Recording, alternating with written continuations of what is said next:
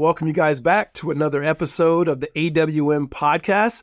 As usual, I'm your host, Riccardo Stewart, and I got my friends and coworkers with me. You see them on the screen or you hear them on the voice. It's Sam Acho, the mayor. We got Jeff Locke, the professor, and my main man, Zach Miller, the truth. And so, guys, we ease into these meetings. We ease in these podcasts. And so right now, if I start off at top of mind, I'm going to just throw it out there because most of us are getting ready to head on a plane to head to the NFL Combine. And so it's that time of the year where we get a chance to go to Indy and eat at all the restaurants and engage with all the different people. But before we talk about, necessarily like this year's Combine, I'd love to hear you guys talk about your experience at the Combine, leading into the Combine. And so I'm going to start first with you, Jeff. What do you remember most vividly about just even the emotional experience of heading into the Combine? You're so built up for it. Like, you've been dreaming about it for years, right? At the Combine, then it's just all of a sudden here one day, and then probably the most nervous I'd been in my life, to be honest, up to that point. Big college games, but like the Combine was a different beast. I vividly remember them sleep depriving us intentionally, really to see like how you would respond at the Combine, because they wanted to see which guys were complaining, which guys could handle it. And I remember kickers essentially go first. So they pretty much try to sneak us in the front of the Combine before all the actual position players show up. So I remember going back to my room after I was done kicking, and an O lineman had already checked into my room and was sleeping in my bed. And I just had to grab my suitcase, get out, and get on my flight. So that was my Combine memory. Wow. I love the way Jeff says the actual position players. That word actual is like one of those words that, you're like the real and the fake. When I was a preacher for a while, when I would get done with the sermon, somebody would say, wow, that was actually good, which means, oh, you didn't expect it to be. I really meant like the people that everyone actually wanted to see when the camera, that's what the camera's turned on right after we left, essentially. Dang, they punked my man, Jeff. They're like, hey, man, here's your room. Walked in the room. Look, and Jeff was like, man, I'm not going to say anything, guys. We're good. I'm out of here. So what about you, Zach? You were a junior. You left early after your junior year. You're getting prepared for the Combine. What was your feelings? What were your thoughts headed into Indy?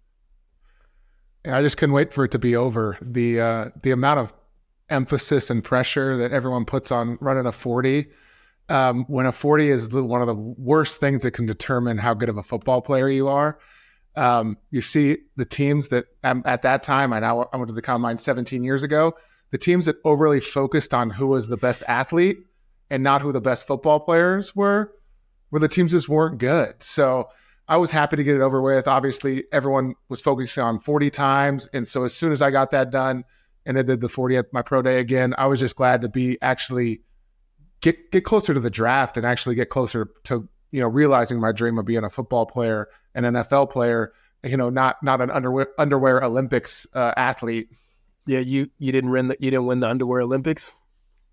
No, I ran fast enough in my 40 that I still won the second round, but like they were like, oh yeah, my agent's like, hey, can you if you run a 4.5, you go first round. If you run 4.6, turns out, getting drafted early matters a little bit, but the real test is once you actually go to training camp. That's really, you really know if you're a dog or not.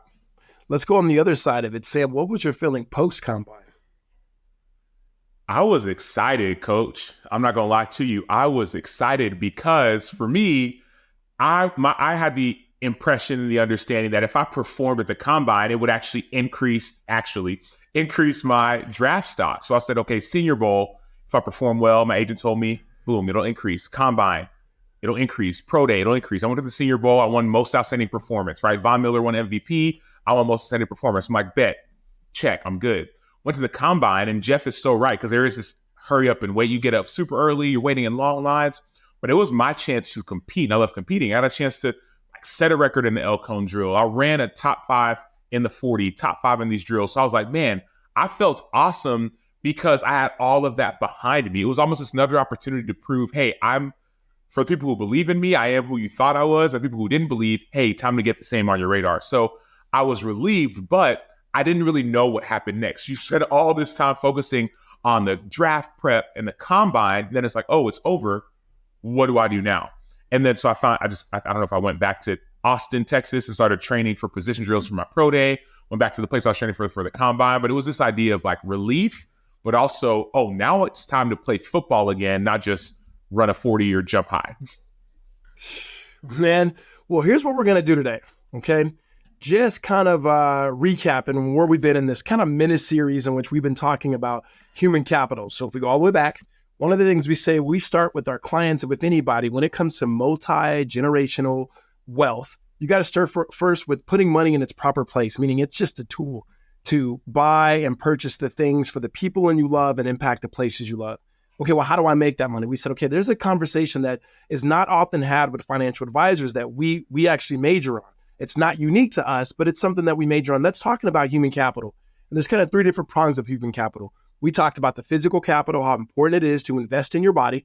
We talked about last episode, the intellectual capital, how important it is to invest in between what's in between your ears. And then today we're going to be able to talk about, okay, what does it look like to reinvest into your social capital? One of my favorite phrases of my mom, who's like my hero, she used to always say, boy, you're only as good as the company you keep, right?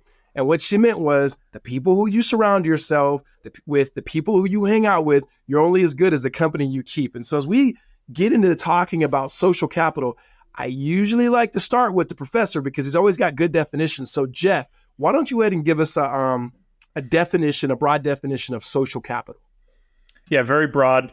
We like to think about it as kind of your off-field brand and kind of what the name on the back of your jersey can do for you. So really, I think of it as the people you know and what those people think of you. That's where the capital comes in, is the value that you could possibly provide them. Remember, we're converting things that are unique to us to capital. Yeah. I love that for a lot of reasons. And Sam, everybody knows you're socially good. I mean, you are not just because you're good on screen and so forth, but I've watched you interact when there's no cameras around with people from the time you were a rookie here in Arizona all the way to where you're doing now is. But I'd love to go. I mean, Jeff mentioned that name on the back of the jersey. What does that actually mean? And what does that actually look like? Well, those are two great questions. I think what it means is not even when you walk into a room. I was listening to a podcast with Russell Wilson and Brandon Marshall, and he talked about when he was trying to find, when he and Sierra met, he said, man, I wanted someone who would tilt the room, right? How Sierra, when she walks into a room, she tilts the room. When I think about social capital, I think about people, like when you walk in, you tilt the room, and maybe not it's the scale of, oh, wow, this is a, Russell Wilson or Sierra or whatever your role is, but like there's a gravity to you and a certain gravitas where it's like, man, this guy has something that's valuable to me, and not just in a transaction, but also maybe it's like, oh, this guy actually cares about me. Like this guy actually cares about me and my family. I heard someone say, you can pretend to care, but you can't pretend to show up. Oh, this dude shows up consistently. Like this guy shows up consistently. Oh, this guy is, let's say TV, on camera, off camera. Let's say it's in the wealth management space. Man, when I'm in a meeting with him, he's the same as I see him when we're somewhere together in public. And so when I think about your social capital, and I think about people talking about network and your net worth, it's really this idea of, man, when you walk in, how do people view you? That's kind of the first, like what it is. And how do you affect that? As a second question is, I think there's this idea of authenticity. And what do I mean by that? Like, I mean, being integrated, being whole, being like who God made you to be, authentic. And that's part of it. And then the other part of it too is like understanding that you do have innate value that you provide to people, no matter what your title is, right? You don't have to be a Grammy Award winner or a highest paid, whatever, like whatever your skill is or your gift, right? We talk about the professor, right? When he was in Minnesota as a player, he was actually coaching and teaching and training guys on financial education, or even Zach. So many players, we were together at the Super Bowl. So many players look to Zach and there's this almost admiration, not only because the Super Bowl's in Seattle, but Zach is a very authentic person. Ricardo, you and I talk all the time, but I train here at Exos in Dallas. And there's so many people who, when I mention your name, they're like, oh man, I love Ricardo. Oh man, I know Ricardo. Oh man, he's a good dude. And so for me, and you didn't have an NFL career, right? You coach at a high level, you pastor at a high level, but the room tilts when your name gets brought up. And so when I think about social capital, I think using your innate gifts or even skills that you can develop to tilt the room when you walk in. You said a few things that are just, there's nuggets there. And one of them you use not transactional but transformational. The ideal of transaction is just like, it's what can I get as opposed to transformation, what can I give? And Zach, you work directly, well, we all do, but you definitely work directly with guys who are doing this currently, guys who are reinvesting in their social capital. And what ways do you see it in such a way where guys are truly making an impact, where they're thinking about the other, not just themselves? Well, I think you guys all said it. It's that reputation that you build, and that just doesn't happen overnight.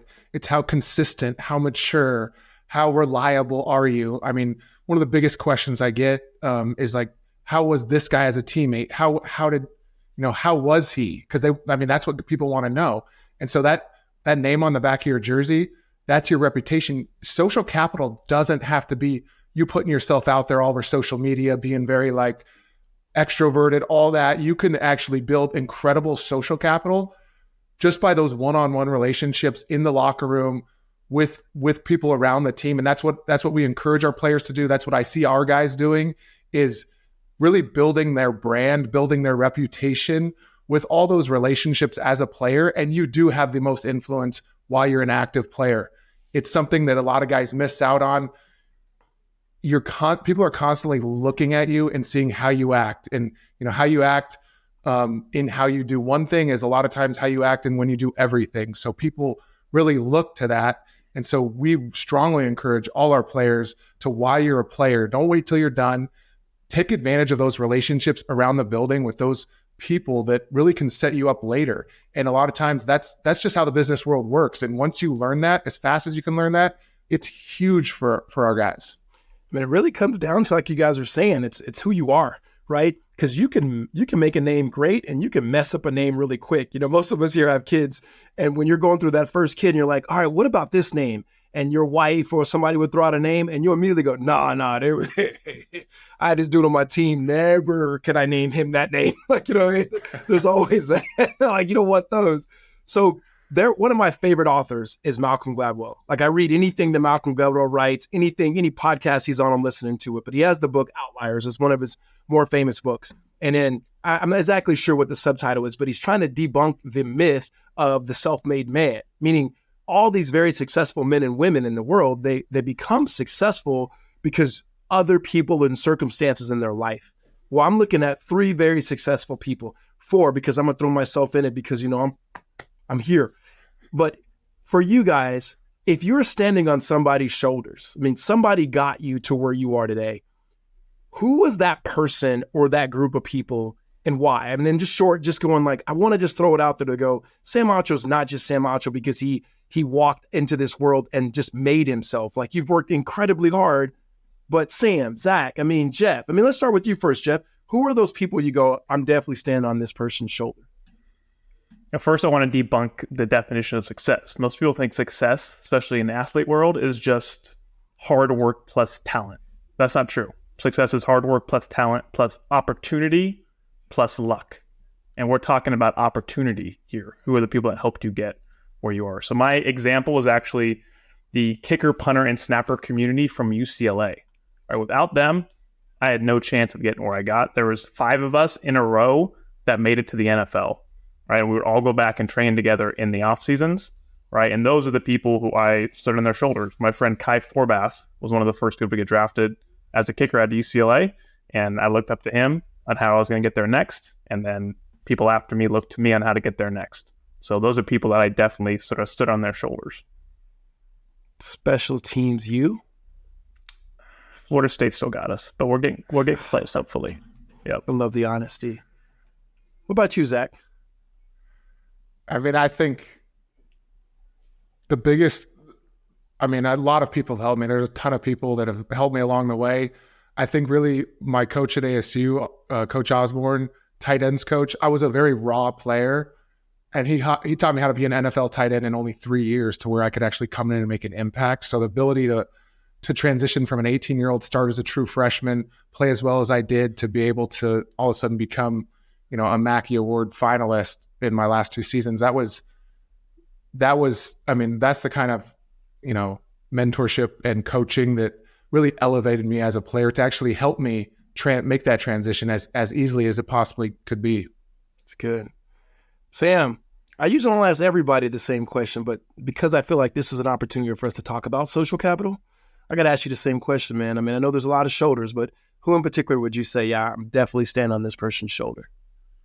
My dad, Dr. Sonny Acho, Dr. Onyebuchi Sonny Acho is the reason I'm here. I'm standing on his shoulders. I think about a good friend of mine who's a mentor named Brett Rogers, and he knows my story. And he was saying, dude, sometimes we forget, but your dad came from a village in Nigeria and now came to America. And like, we do medical missions work in Nigeria, build hospitals over there. We have businesses, he does business over there. Like now, he does business here. Now he's a doctor of mental health, right? A marriage counselor, a pastor of a church, and, a lot of philanthropic stuff. And then now he's got two sons who played in the NFL. Now they're both on TV, both writing books, winning awards and all these things. And like, I think about my legacy, but my legacy doesn't start at me. It starts at my dad, my father.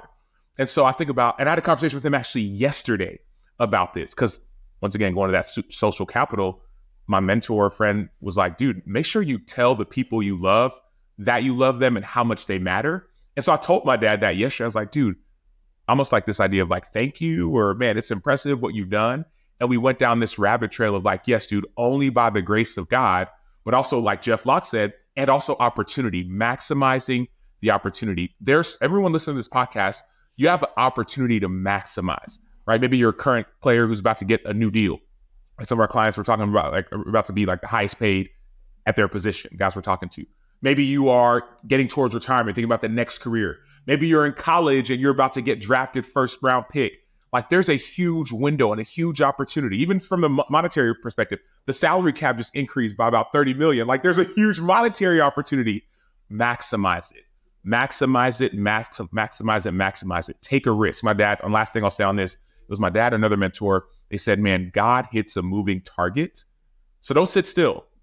Like whatever that thing is, that risk, that opportunity, we're all going to the combine. A bunch of us going to the combine this week. Like go for it, get after it. So I go to my dad as that example of the shoulders that I lean on. That's good.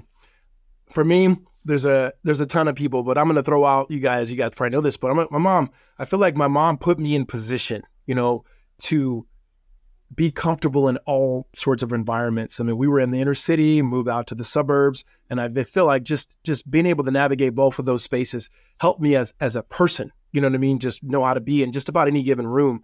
And that has helped me tremendously. I mean, like you guys, my football career ended, unlike you guys, my football career ended after college. So the intellectual and social part we've been talking about, I had to get into that ASAP. And not that I would ever say I had this huge intellect, but it was like, okay, I got to use something between my ears. And then also the people and I know and the people I influence to kind of put me where I am today. And I just feel like it's always good to hear, okay, we got to reach back before we can ever go forward. And so as an athlete, NFL in particular, like, man, what you're doing as this college draft person that's about to get drafted, current NFL, the things that you do and the way in which you treat people really matters into what's going to be next in your life. And so your social capital is massively important. Okay, so we're going to conclude this particular part, right? This little mini series in this human capital. It's your physical, your body, intellectual, your brain, and social, who you are and the way you make others feel and treat others. That's massively important. Well, if you're able to make this money and that's the way you generate this gross income, well, what comes next is the very thing that is undefeated. And it's that season right now, and that's taxes. And so that's the next thing we're going to be able to talk about is, man, how do I mitigate? Why do I have to pay? What can I write off, Zach? What is a deduction? All of these things that we're looking forward to kind of like debunking some myths. So we might even title it True Truths and a Lie. Or the opposite, a lot of lies and very, very, very few truths. And so looking forward to you guys. Thank you so much for dialing into our podcast and listening to us. If you have any questions or maybe some topics you want to hear, please reach out to us. Send us a text, 602-989-5022. Again, that's 602-989-5022. Until next time.